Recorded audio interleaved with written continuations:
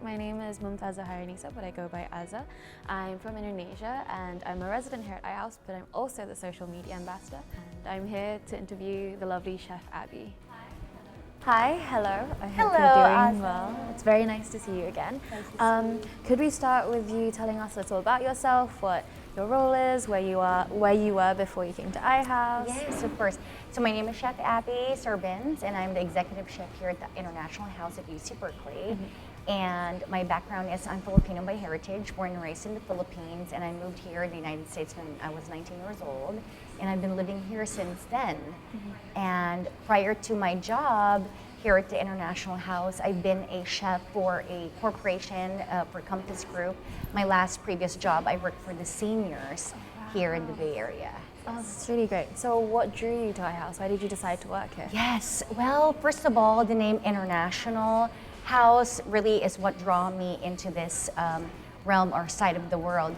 First of all, it really just defines who I am as a chef. You know, I am trained internationally in different cuisines, different culture backgrounds, and stuff like that. So I thought, oh, why not work there and share them my passion for food? And that's really great. I think we can see it in the food that you've made so far. Thank you. So what were some of your first impressions of IHouse? My first impression, it's a beautiful place. You know, I feel really at home as soon as I step foot here. And just having to see different faces, different culture, you know, that's what really draw me into being here. And I just feel so at home. That's really great to hear. So you've just started, and what does being the executive chef actually mean? Oh, what does it mean? Wow. So essentially, I am in charge of the whole culinary department. I'm in charge of picking daily the best and the freshest ingredients of how we nurture the residents here in the International House. So I pretty much oversee everything that you eat. When there's events, I'm in charge of that. So yeah, basically nurturing people using food as the main ingredient. That's a lot. I think you're doing a very great Thank job at it you. so far. So how does serving the intercultural IHouse community differ from other head chef roles that you've had before? Actually, in fact, you know, being a chef here in the Bay Area, this is one of the most diverse states in the United States, California, and here in the Bay Area alone. So this is something that's not very new to me. And this is something that I grew into and developed my craft as a chef. So this is kind of like, you know, I've been a chef for almost 19 years now. And coming to the International House, I feel like, wow, this is kind of like maybe my last destination, because eventually I really, really wanted to teach culinary arts to a lot of young adults and even, you know, older adults that are very interested. But being here, I think, is exactly where I wanted to be and needed to be. And yeah, like I said, my part is to share my passion and knowledge about different cuisines of the world. Oh, that's really, really amazing. So now that you're here, what are your goals for the academic year? Ooh, there's a lot of accomplish? goals. Yes, yes. Well, first of all, I wanted to get to know a lot of the residents here. I wanted to get to know about different cultural backgrounds. I know most of the basic ones, but I want to get to know each and every individual. I know it's kind of hard because there's about 500 students in here, but I'm very hands-on, and you see me all the time in the kitchen. I'm never not here.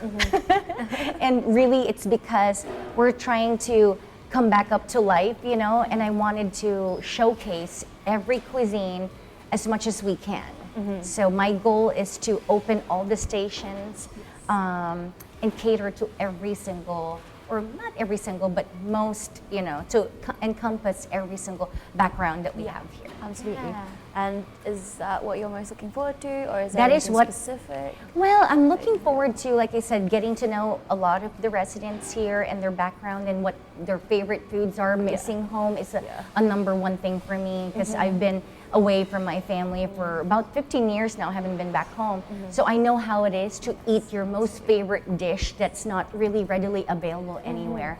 So I want them to come home to this place and just, you know, like, wow, you know, this is something that my mom did at home. Yeah. What do you see as key to keeping dining such a signature, integral part of the IHouse experience? A key. Well, I think, like I said, getting to know the people that are dining here. That's the most important thing. And I think this is a gathering place for everyone. You know, when you're in school, you're so stressed and you just want to relax and unwind. And, you know, I kind of like coming home to mom, you know, and you just want to, I just want to relax and be in the dining room and then find your favorite dish. So I think that would be, you know, a place where people go to as a sanctuary of just kind of unwinding and relaxing, getting ready for the next semester or exam or whatnot. Yeah. Something that's very needed by a lot of people. Absolutely, Okay, so IHouse is just entering its 10th decade. While of course honoring traditions, what are some of the fun ideas and innovations that you'd like to explore? Ooh, fun ideas and innovation. Wow. Well, I think, I believe from what I know from history, the International House is known for having good food. So I think we're just going to continue representing that legacy, you know, and now it's, we're in a different generation now, you know, so I think incorporating the traditional to the new generation, I think that's what I really wanted to do here. Okay. So I see that there are quite a few things on the table. Could we go through them? Yeah, so I guess we'll start with this one. This is one of my favorite ones. This is my medal when I graduated from the culinary school in San Francisco. So I kept this for a very long time because it is really it really defines a huge significance of why I became a chef. And there's a lot of backstory about it, but all the hard work that I put in, finally I graduated and I was so happy. And well, over here, I have this globe with me that I had when I was at the culinary school. So that was about almost 20 years ago. Yeah. And this globe I carried with me, we did international studies of cuisine. And one of my chefs said that, you know, what really would hone you as a chef, you need to keep a globe in your kitchen, and then you just spin it, and then you just put your finger with your eyes closed, and that will be the dish that you're going to make for the day. And so I've been doing that for so long. And so I kept it with me forever. In fact, I want to buy the kitchen one because on Saturdays and Sundays we do brunch. Yes. And that's an opportunity for my chefs to be so creative and bring out their heritage. And I encourage them all the time because we are so diverse in the kitchen. So I wanted to keep one in the kitchen. So, and then here I have, this award is so heavy.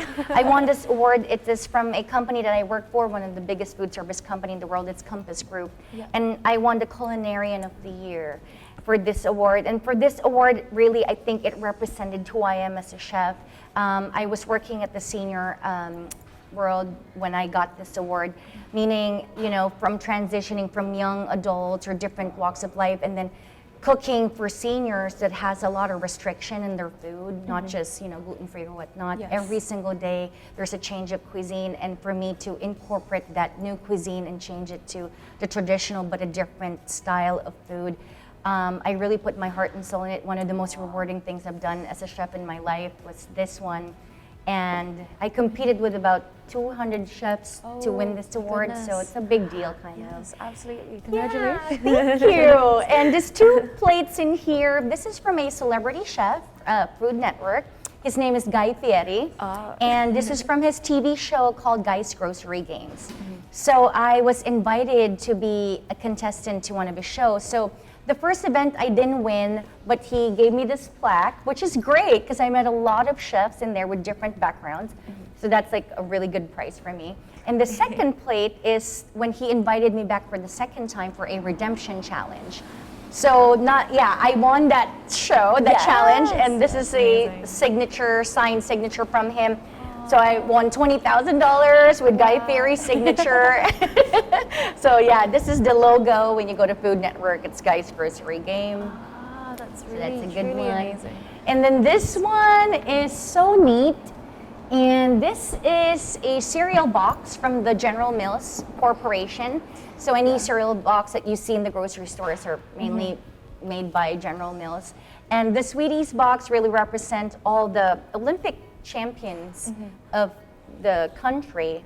And so they selected the top 20 women chefs of Compass, and I was very fortunate to be a part of that 20 women chefs that represented our culinary department there. So they put my face in there, and this is now displayed in the General Mills Museum in Minneapolis. So very happy. I wasn't expecting that. It showed up at work and everybody was saying, you have this gift downstairs in the mailroom. So these are one of the few ones, and I won this competition in New York. It was a food fight challenge amongst all these chefs, and again, there's about 1,000 entries that were put in, and I was really surprised. First women chef that represented the West. Oh, wow. And I was the first winner of the West as well. Wow. So it was sponsored by McCormick's, all the makers of the seasoning that you see in the grocery store, Hormel products, Kraft, the dressings that you see at the store. So it was a big deal, and I was very, very excited because I went there with this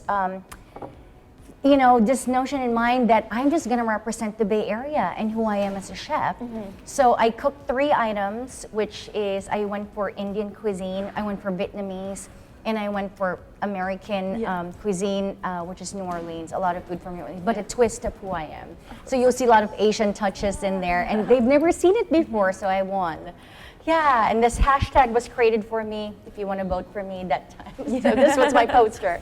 So these are just one of the few things that I've done through the years. So. And these are all really amazing. Thank you. Congratulations for them all. Thank you. But like you mentioned, you were the first woman to represent the West. So what is it like? How do you handle gender? I was in shock. Actually, talking about this right now, I'm still in shock. I couldn't believe it, know. And a lot of people would say, why? You've been working so hard. You've always been advocating about women chefs and who you are as a heritage, Asian heritage and all that. So why not? So, because it's a huge, vast world, and there's so many chefs out there. Why would they pick me? So I guess I made an impression, and I think I've always just carry my heart with me everywhere I go, and people get to know me, and I think that's great. That's really great. All of this is really, really impressive. I was wondering, who are your inspirations? Who do you look up to? Yes, I have a few. Well, I have a lot, but my number one would probably be Chef Anthony Bourdain.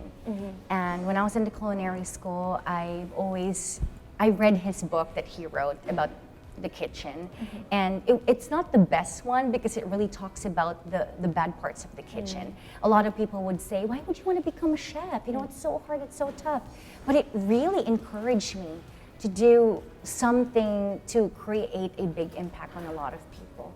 So yeah, he's a great chef, he's also a great mentor and inspired a lot of people. So I'm one of them. Yes. And of course, I love Julia Childs and Jacques Pepin. I mean, growing up, I would watch them, and I have the cookbooks and everything in black and white. So those are the things that really inspired me to be in the culinary world. And you also mentioned earlier that you wanted to sort of have it be that the residents feel as though they're coming home and then having a taste of their home. So when you go home, what do you want to eat? What is your comfort food? Oh, my comfort food. Yeah. Oh my gosh.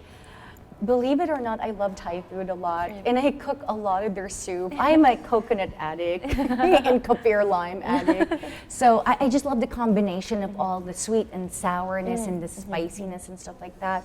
Although I'm Filipino by heritage, a lot of our food, sometimes it requires a lot of time to cook, to simmer down, and literally I have 30 minutes to cook, and I think I showed that when I was at Guy's Grocery when I have 30 minutes to cook something. But just steaming rice with something on top, even like as simple as a fried egg with porikake on top would be something that would satisfy my soul. That sounds great. I know that you have some food bars planned. Yes.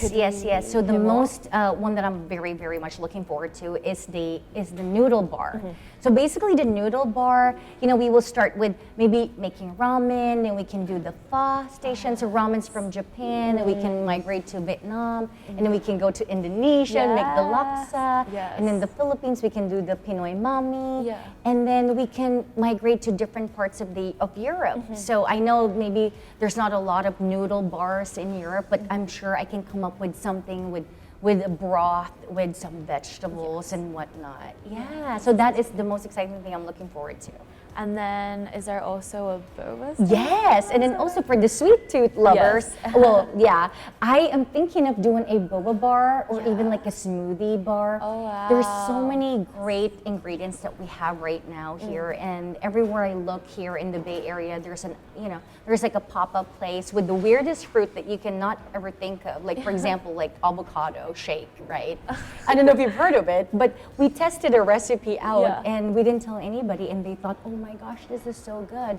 So I feel like that is from the Latin and Asian culture, if you think about it. In Indonesia, we have a we have the smoothie. same thing. We put condensed milk and chocolate in There it. you go. Yeah, and we have a yogurt bar, so I think I'm gonna keep the same concept, but do it as a dessert station. Ah, that's really exciting. Yes. And the noodles will prepare us for winter. Yes, yes, to comfort all of us for the winter time. Yes, absolutely. Have any other messages you would like to send to our iHouse community? Yes. So to everyone, I am here all the time and I am welcoming everybody with open arms, and I really, really am dying to know each and every one of you, and I wanted to know your favorite dish to eat so I can create it here. Oh, that's great.